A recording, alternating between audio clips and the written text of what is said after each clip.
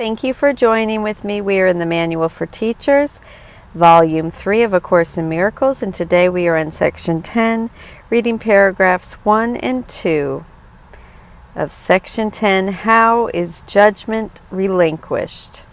If you'll please join me in a prayer. Dear Father, please enable me to set aside everything I think I know for an open mind and a new experience. God, please allow me to set aside everything that blocks me from the truth. I love you, God. Amen. All right, here we go. How is judgment relinquished? Judgment, like the other devices by which the world of illusions is maintained, is totally misunderstood by the world. Footnote 81, judgment in this section, as in the previous section, does not refer primarily to condemnation, but to decision-making, to judging which course of action is best to take. It is actually confused with wisdom and substitutes for truth.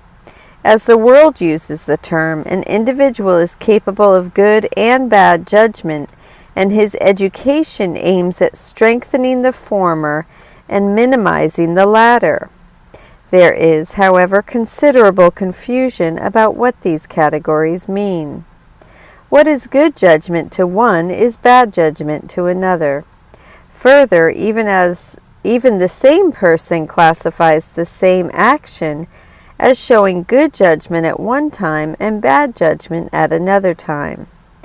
Nor can any consistent criteria for determining what these categories are be really taught.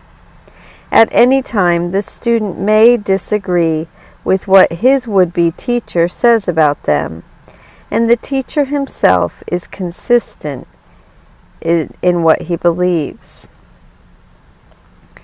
Good judgment in these terms does not mean anything. No more does bad. It is necessary for the teacher of God to realize not only that he should not judge, but that he cannot. In giving up judgment, he merely gives up what he did not have. He gives up an illusion, or better, he has an illusion of giving up. He has actually merely become more honest, recognizing that judgment was always impossible for him. He no longer attempts it. This is no sacrifice.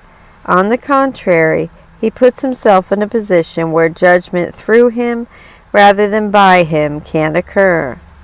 And this judgment is neither good nor bad. It is the only judgment there is, and it is only one. God's Son is guiltless, and sin does not exist. And we're going to go down and read footnote 82.